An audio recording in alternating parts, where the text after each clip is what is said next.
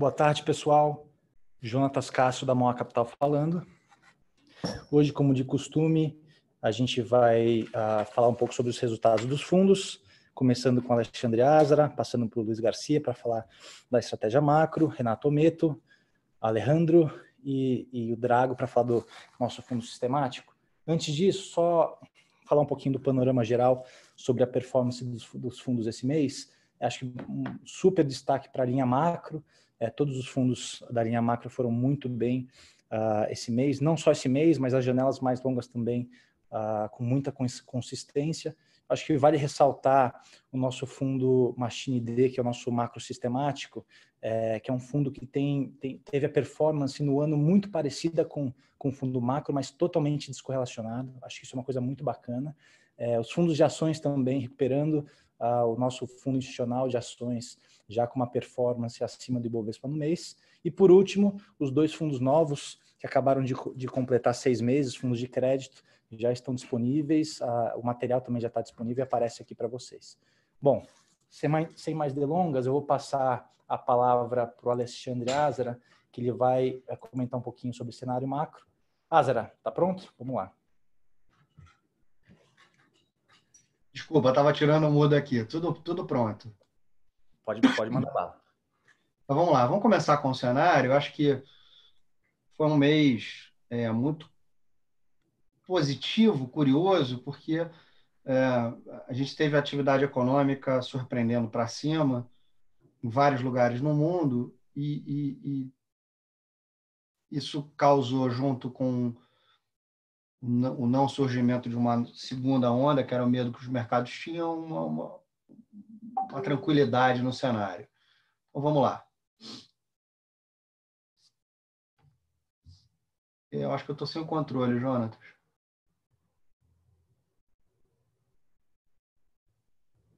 Pronto. Agora vai.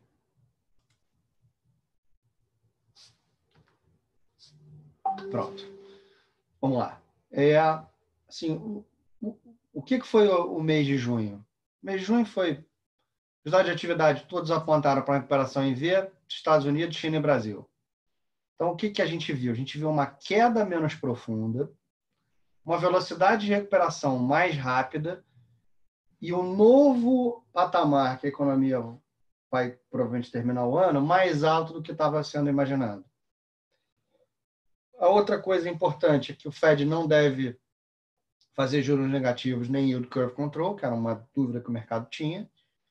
E o fato estilizado é que tem o número de mortes estável caindo, apesar da movimentação aumentando, o que sugere que o aumento de casos que está acontecendo nos Estados Unidos ocorre sem aumento de mortes e que a gente tem em algumas cidades a evidência que a população jovem está se contaminando.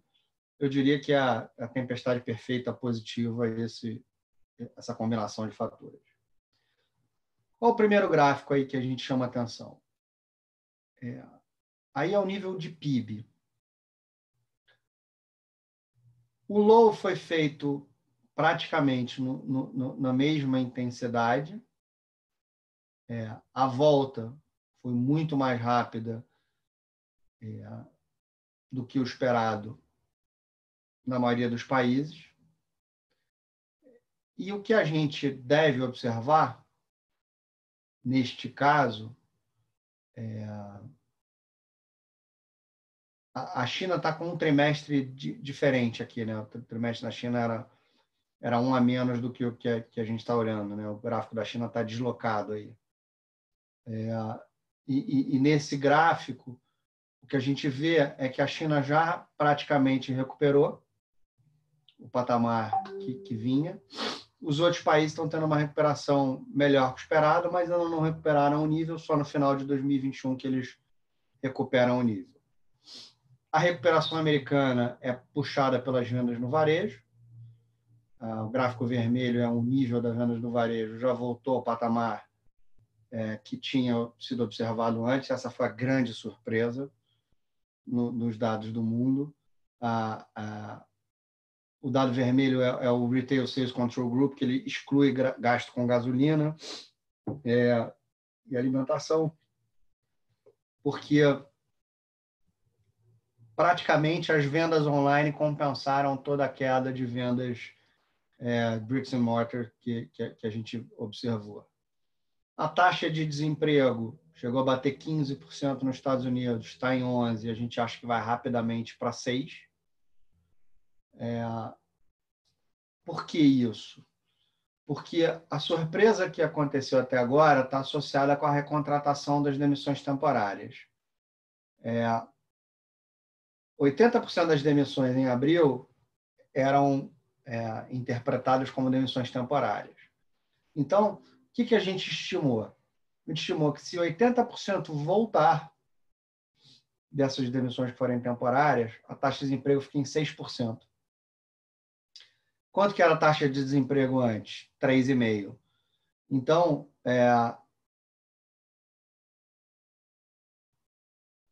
se a gente não mudasse nada, teria sido, pelo menos para 6%, a taxa de desemprego a partir de agora. Só que nem todos esses temporários ainda foram recontratados. Assim que a gente normalizar, a gente está imaginando só que 80% deles voltem, não 100%, a taxa de desemprego iria para 6%. As estimativas há um mês atrás eram que esse número ia ficar entre 8% e 9%. Então, o impacto foi menor do que o esperado até agora, pelo que a gente pôde ver. Nos dados de China, o nível da produção industrial já voltou ao patamar anterior e as vendas do varejo ainda não. Esse gráfico que vocês podem ver. Então, as vendas do varejo estão rodando a 8% de queda no que era, em dezembro de 2019, e a produção industrial já está acima.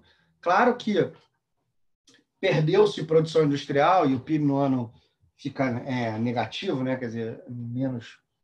Você não recupera todo o produto que você perdeu, que é a integral dessa área. Quando você olha os dados de PIB, a gente revisou o PIB de -6 para -5. Por quê? Pelo mesmo efeito que aconteceu nos outros países do mundo, a gente notou no Brasil. Então, a gente ficou bem mais animado com a possibilidade de ver, de fato, uma recuperação mais rápida, tanto no Brasil quanto no resto do mundo. Os PMIs de junho sugerem que a retomada continua. Os níveis dos PMIs globais voltaram para o nível de março. Ainda não é a normalidade, vamos chamar assim, que estava até fevereiro, mas é bem auspicioso essa recuperação até agora. O que vale notar é a recuperação sincronizada. No gráfico da esquerda, que tem o PMI de manufatura, dá para a gente ver a China, né, como ela fica diferente, né? Ela foi primeiro e voltou. O resto do mundo tem uma volta bem mais suave que a China, principalmente nos serviços, em comparação à China, porque lá foi o único lugar que conseguiram fazer, de fato, um shutdown e depois botar a doença zero. A gente não tem doença zero, mas a gente tem a doença controlada nos outros países. Os PMIs foram maus previsores na queda, né? Eles não anteciparam bem a queda, a produção industrial caiu muito mais do que os PMIs sugeriam. Por quê? Porque o peso da indústria mais alto nos PMIs mostra uma correlação muito grande com a indústria, mas como foi o serviço que sofreu mais no PIB, os PMIs não conseguiram capturar essa queda. O que é importante também, além disso? Então, o resumo de atividade, a atividade está melhor do que a gente imaginava no tamanho da queda, na velocidade da volta e no tamanho e para onde a economia volta. O Fed, no meio do caminho, mostrou que não deve usar controle da yield curve e nem fazer taxa de juros negativos. A discussão deles mostrou que o forward guidance é o instrumento preferido para sinalizar o que eles querem fazer com a política monetária e que a compra de ativos pode ser usada como complemento para fazer uns instrumentos para recuperação. A compra de ativos alivia as condições financeiras, mas são muito menos eficientes do que foram em 2008, que a curva está bem mais baixa. Então, o grosso da política monetária nos próximos 12 a 18 meses nos Estados Unidos, eu diria que vai ser o forward guidance. Sobre a doença, a mobilidade voltando com razoável intensidade, de níveis de patamares diferentes, mas com inclinação muito parecida no mundo inteiro. O número de mortes, todos desacelerando bem, caindo, no Brasil estável, mas a gente demorou bem mais para subir, a gente prefere olhar a partir do milésimo caso de morte. Quando a gente olha para isso tudo, a doença está sob controle no mundo. Os medos grandes de descontrole não se verificaram. E quando a gente olha nos Estados Unidos, o Nordeste dos Estados Unidos desacelerou bem, o resto do país que aumentou bastante. O número de mortes no Nordeste do país despencou e no resto do país está estável. Então, houve um aumento de contaminação sem que houvesse um aumento do número de mortes. Uma parte disso é testagem e outra parte é casos em pessoas de 18 a 50 anos de idade, que aumentou muito. Dá para dizer que a sociedade americana está preservando os mais velhos e está contaminando devagar os indivíduos mais jovens, que, por característica, tem uma relação com a doença muito menos dramática do que os mais velhos. Tanto na Califórnia quanto na Flórida, é exatamente o que está acontecendo. Olhando para o cenário prospectivo, a gente acha que nos Estados Unidos muito importante o anúncio de um quarto pacote fiscal agora em julho. No Brasil, a gente tem um risco de alta de inflação de combustíveis e proteínas, que deve levar um pouquinho alta no curto prazo para esse ano, mas os núcleos devem continuar caindo, e a gente acha que o Banco Central deve cortar 25 em agosto. Nos Estados Unidos, a fase 4, né, que se espera a extensão da PPP para os setores mais afetados, que é quem tem problema de contratação. O pagamento para os indivíduos deve também continuar, e o auxílio-desemprego de $300 por semana até dezembro. E uma transferência para os estados de mais ou menos 200 bi. Quantos por cento do PIB foi de tudo isso? Dá mais ou menos 16% do PIB, as transferências, mais isso. A gente acha que a inflação esse ano deve fechar o ano em 1,4%. A alta do desemprego para 15% vai levar a inflação de serviços para próximo de 1% até o final do ano. Os núcleos devem continuar caindo nos próximos meses. A gente está com uma situação muito tranquila para o Banco Central. A gente acha que ele deveria cair mais, mas ele não parece muito a fim de fazer. As projeções devem subir de 1,5 para 1,8 por conta do preço de gasolina e da arroba do boi gordo. E, por último, no modelo, para terminar, já passo a palavra para o Luiz, a gente tem espaço para o Banco Central fazer uma queda maior. Por que ele não faz essa queda maior? Porque a gente acha que ele tem dúvidas quanto ao tamanho real da abertura do hiato. Nas medidas tradicionais, seria uma enorme abertura, mas uma queda da demanda agora não é acompanhada, é acompanhada de uma queda da oferta também, então o hiato abre menos do que se toda a queda fosse só na demanda, sem mudança na oferta. Vale ressaltar que na volta também sobem os dois, né? Então, acho que a dinâmica é como você via demanda e oferta se mexendo e onde está esse equilíbrio. O Banco Central parece ter escolhido fazer só mais 25 e parar. Com isso, eu passo a palavra para o Luiz Garcia, desculpe. Bom, boa tarde, pessoal. Falar aqui do mês de junho, né? Começar a falar do mês de junho. Foi um mês bastante positivo, aí, como já foi comentado aí pelo Jonatas no início. Os grandes destaques aí do ponto de vista de geração de alfa, de performance, foram a posição de bolsa e a posição de juros, né? A posição de bolsa, a gente continuou apropriando resultado em cima da posição comprada aqui na Bolsa Brasileira. A bolsa subiu mais ou menos 8% no mês. Então, a gente surfou essa onda aí bem. E nos juros, a gente conseguiu capturar um posicionamento de flattening da curva, né, de achatamento da curva de juros. basicamente em função da melhora de clima externo, né? A gente teve, nesse mês de junho ali, no começo do mês, um resultado bastante positivo na nossa posição de moedas offshore, nossa posição de moedas latinas, né? Mas, infelizmente, depois, ao longo do mês, ela acabou revertendo para uma posição perdedora ali, perdemos 0,17 bases, porque a gente viu que, basicamente, a correlação dos ativos todos do mundo com o S&P, que esteve extremamente alta desde a segunda quinzena de maio até, vamos dizer assim, a primeira semana de junho, os primeiros 10 dias de junho, essa correlação que vinha muito alta, quer dizer, o S&P provocando a melhora nos ativos de risco do mundo todo, ela começou a se quebrar ali depois do dia 10 de junho e a gente começou a ver performances descorrelacionadas entre S&P e outras moedas. Também o S&P, depois de ter atingido o nível ali próximo de 3.200, deu uma realizada e isso arrastou também boa parte dos ativos de risco. Como a gente está agora, né? Então, a gente continua com uma questão de muita dificuldade de ter uma convicção muito grande de horizontes de médio e longo prazo. Tem um conjunto informacional muito grande aí pela frente.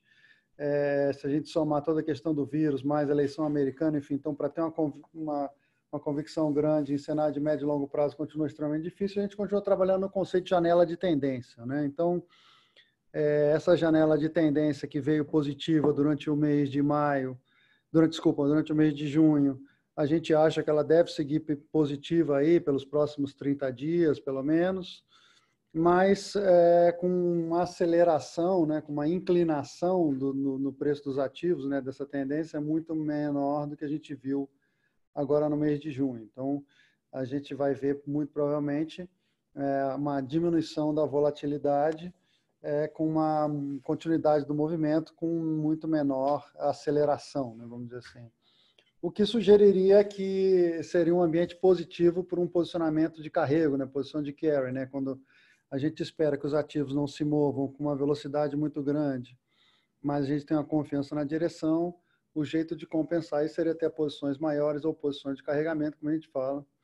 O que atrapalha esse posicionamento é que a volatilidade realizada continua bastante alta, né? A gente está vendo aí, em virtude dos eventos, sobretudo relacionados a eventuais repiques da doença nos Estados Unidos, que essa volatilidade continua alta.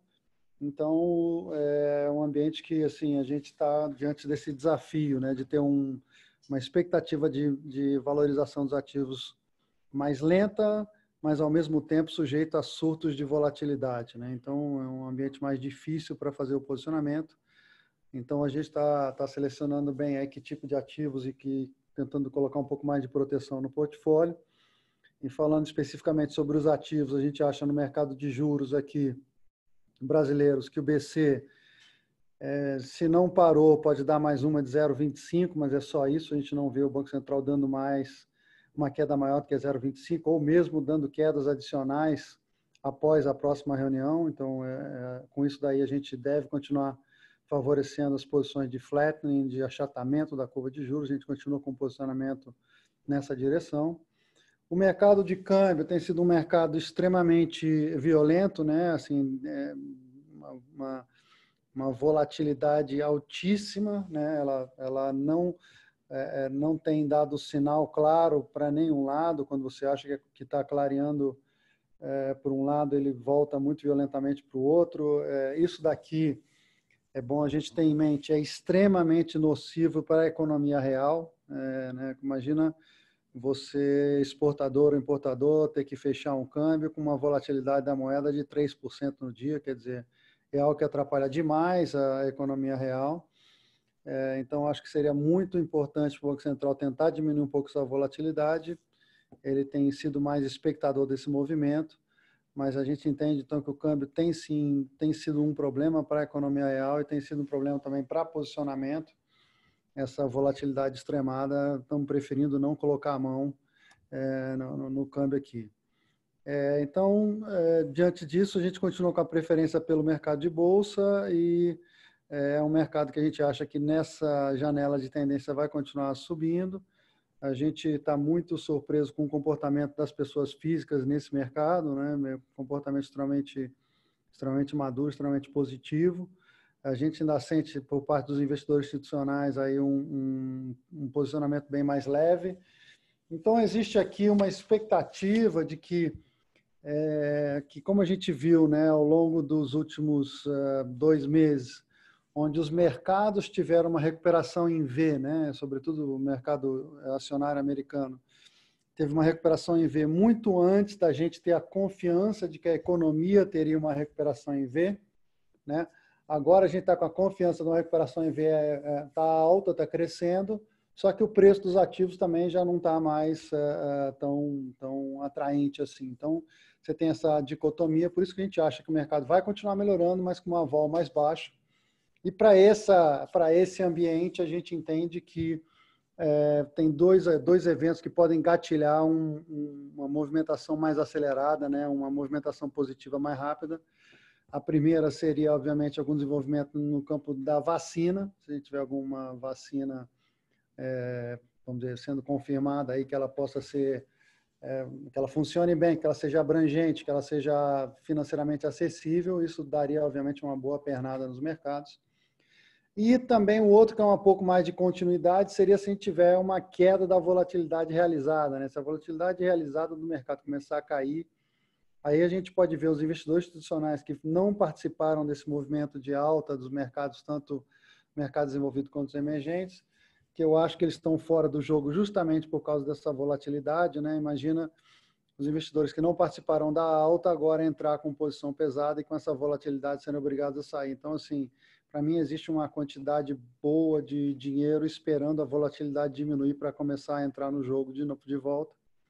Então, eu acho que com uma queda da vol, a gente pode ver sim uma bolsa dando mais uma pernada, eu acho que a gente pode ver o juro longo aqui no Brasil caindo ainda mais, e o dólar no mundo começando a entrar novamente numa tendência de desvalorização, né? Então, acho que tem muita coisa para acontecer caso a volatilidade comece a cair. O VIX está estacionado lá em torno de 27, eu acho que se ele for para alguma coisa próxima ali de 20, um pouquinho abaixo de 20, já começa a gatilhar uma série de movimentos mais acelerados positivos. Então, é dessa forma que a gente está vendo. Como falei, estamos com um posicionamento um pouquinho maior, mas também tentando procurar um pouco mais de proteção para entender a dificuldade desse momento, onde o carry não está sendo beneficiado pelo ambiente de vol, que continua bem incerto. Eu vou passar aqui agora para o Renato para falar para vocês como é que está o fundo de bolsa. Boa tarde a todos.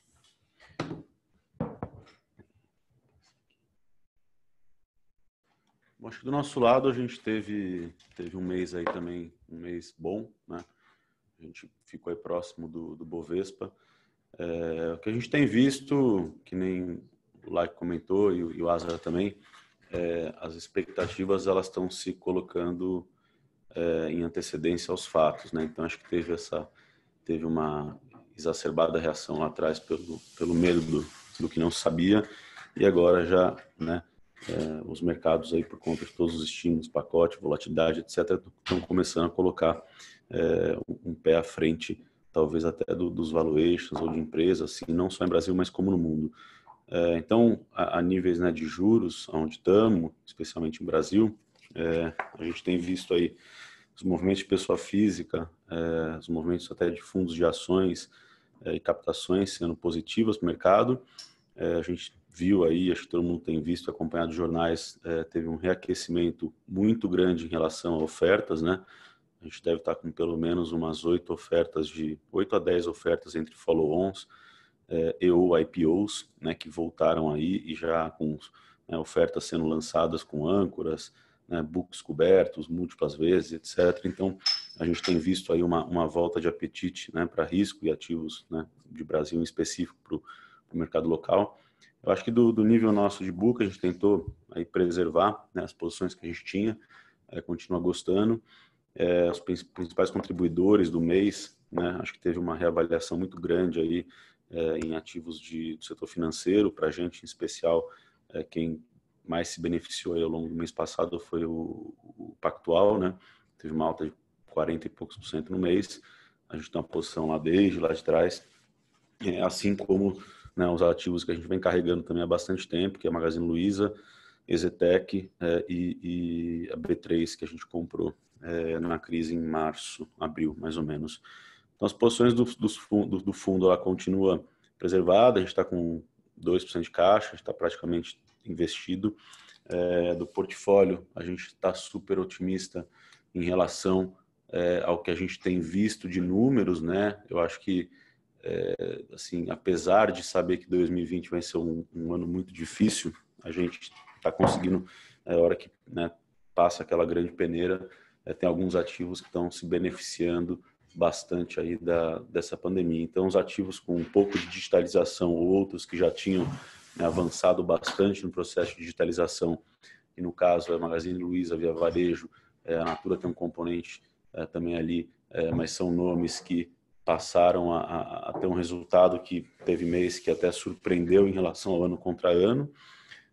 A parte de banco digital, que a gente fala que a penetração, né, de todo esse movimento que o juro está proporcionando para as pessoas terem uma cabeça um pouco mais aberta em relação a considerar outros ativos. Aqui não estou falando só de bolsa, né, mas desde real estate, investimentos, etc., mesmo tendo aí os números ruins desse ano para a economia, mas quem tinha essa parte de digitalização estava focando em investimentos com menor carrego, né, que a gente chama de asset light, esses ativos estão se beneficiando por, né, investidores estarem pagando um pouco mais por isso. Então a gente tem visto, né, a gente viu o caso da XP, a gente, né, o Pactual, enfim, hoje de manhã teve uma notícia do Bradesco, talvez está entrando aí no capital do C6, né, por um valuation, né, de quase 2 bi, fazendo um aporte lá, um valuation maior, mas com um aporte de talvez 2 bi. Então acho que, apesar de ter um ano que vai ser ruim, todo mundo está olhando um pouco mais para frente, e tem indústrias que realmente eles vão se beneficiar por terem ganho, né, um avanço de teses que a gente julgava ser um pouco mais de médio e longo prazo, no caso o e-commerce, com o número de penetração de entrantes, né, e número de pessoas utilizando esses serviços. Então você vai ter os ganhadores e perdedores. A gente, né, do nosso book, a gente, apesar, tem bastante coisa para recuperar ainda, mas a gente tem quase 50% de upside para o nosso portfólio ponderado aí pelos próximos 12 meses. Né, óbvio que estamos aqui focando em lucro por ação, e já estamos dando um downsizing bem grande para o lucro por ação, né, não só do Bovespa, mas também de algumas empresas para esse ano, e você tendo uma recuperação. A parte boa é que a grande maioria dessas empresas estão super desalavancadas, né, que é um fator que a gente vem colocando aqui há já bastante tempo, que essa é a primeira vez que pelo menos as empresas do Bovespa entraram na crise aí com um balanço um pouco mais forte. Se a gente olha um pouco lá para fora e vê valuation, se é hora de, né, ficar em Brasil, considerar sair lá para fora, que é valuation de emerging markets ou aqui, a gente ainda vê muita oportunidade aqui. A gente entende que, né, lá fora as pessoas têm um conforto um pouco maior pelo expansionismo do balanço, né, que economias como Estados Unidos colocaram. Quando a gente também quebra o índice, foram algumas empresas, né, um bloco até grande, mas daquelas empresas em tecnologia que puxaram bastante a bolsa. Tem bastante coisa que ainda não recuperou tanto e vai ter, né, suas devidas, né, um curto prazo um pouco mais desafiador, mas devem passar por isso ao longo do caminho.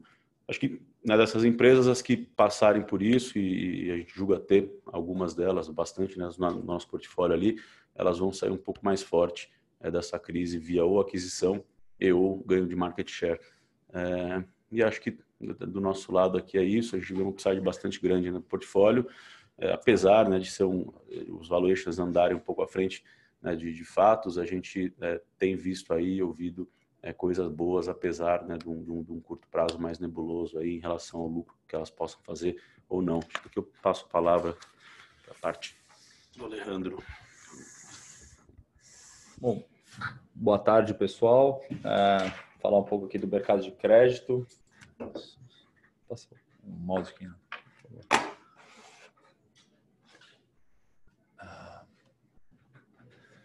Falar um pouquinho aqui esse é o primeiro mês que a gente fala de performance, né? Então, aqui a gente está trazendo o resultado acumulado no ano. O Mauá High Grade está rodando a 0,81 negativo no ano, né? A gente volta aqui, eu vou passar os dois fundos, a gente faz um comentário. E o Mauá Plus, que é um fundo com um perfil de liquidez um pouco mais apertado, está rodando a 0,17. Né?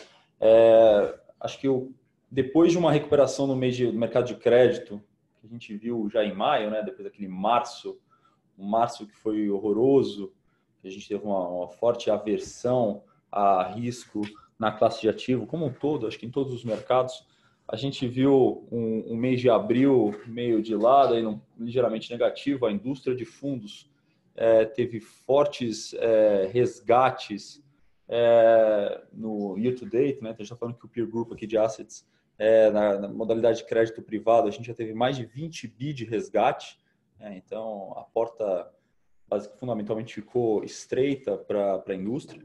Né?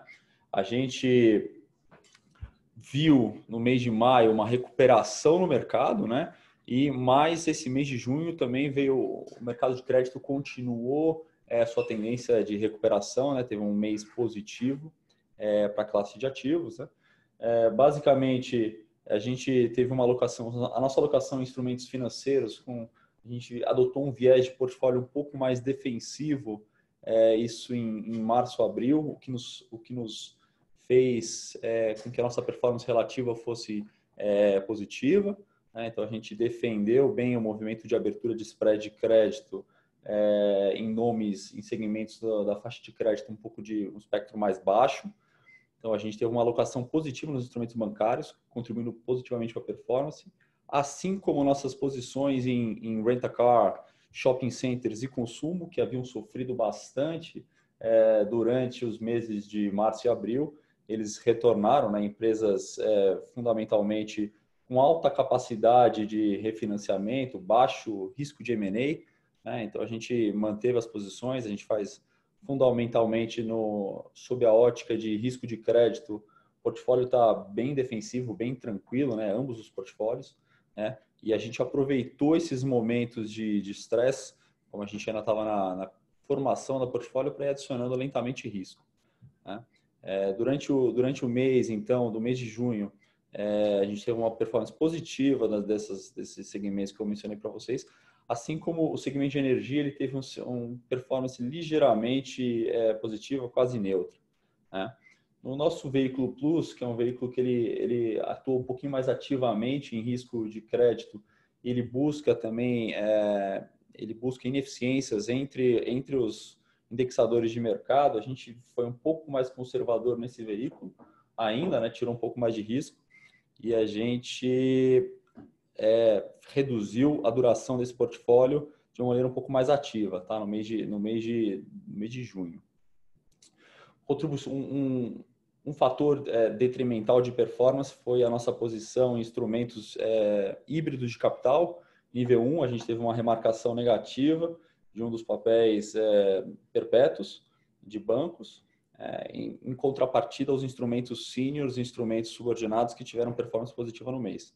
A gente acredita que essa remarcação já traz esses papéis vis-à-vis o risco de crédito, a probabilidade de default que eles implicitam muito, parecem estar bem atraentes, né?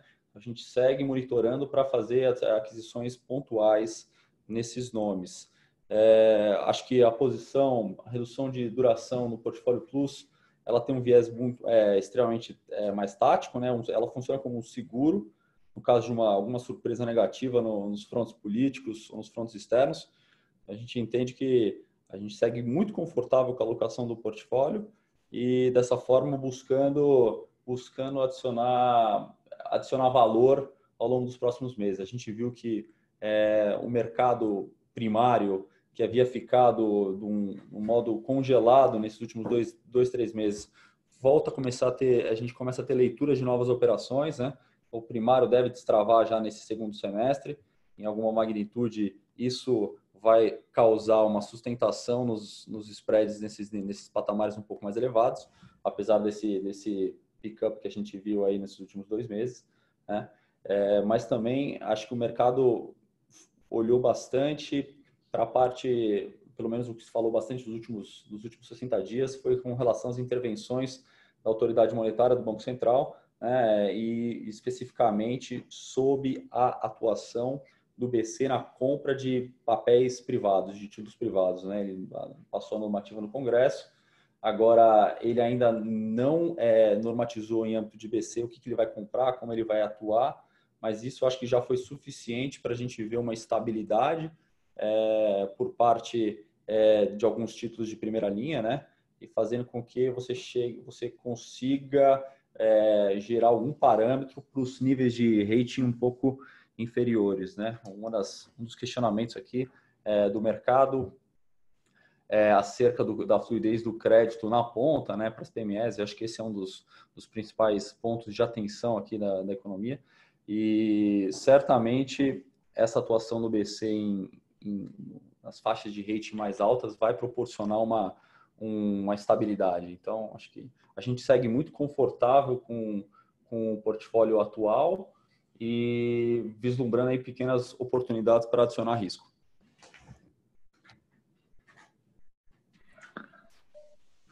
Obrigado, Alejandro. Drago, é com você. Obrigado, Jonatas. Então, vou falar um pouco agora do nosso fundo macro sistemático, o Machine D. Esse fundo está com uma performance no ano, um retorno positivo de 170 basis points.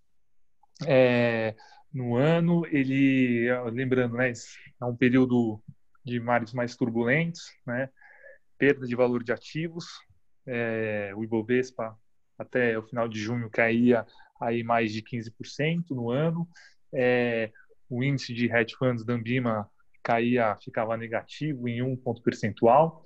Então a gente está falando aqui que o Machine D acaba sendo um fundo que está ali com uma performance acima da mediana aí dos seus pares, a grosso modo, mas como o Jonatas colocou no início aqui da reunião, esse fundo ele tem uma correlação extremamente baixa com todos os seus pares. Então, num contexto de portfólio, o Machine D acaba sendo bastante interessante.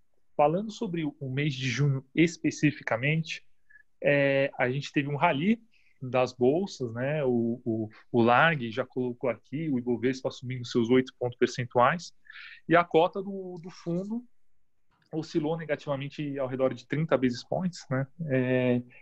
E o que eu gostaria de chamar a atenção aqui é explicar um pouco por que a gente está com uma alocação, não está entrando nesse otimismo, né, com os modelos, e por que a gente tem andado com uma alocação de vara temporariamente baixa. Tá? Isso daí é proposital. O Machine D é um fundo que vai rodar com uma volatilidade anualizada de 6 pontos percentuais. Essa volatilidade ela tende a flutuar em momentos de grandes convicções até 10%, em momentos de baixa convicção, baixa consenso dos sinais dos modelos, ele pode chegar até 2 pontos percentuais.